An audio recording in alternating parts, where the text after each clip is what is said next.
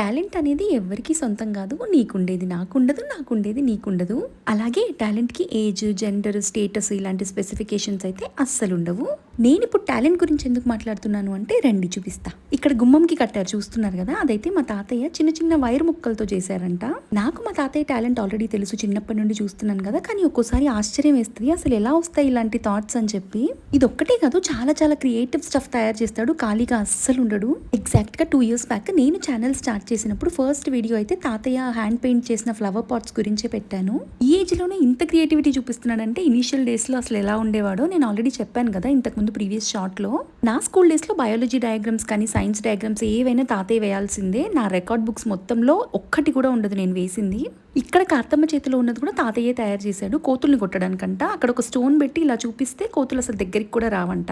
ఈ cute cute stuff మీకు ఎలా అనిపించింది నాకైతే కమెంట్స్లో తప్పకుండా మెన్షన్ చేయండి. అలాగే like and subscribe for more.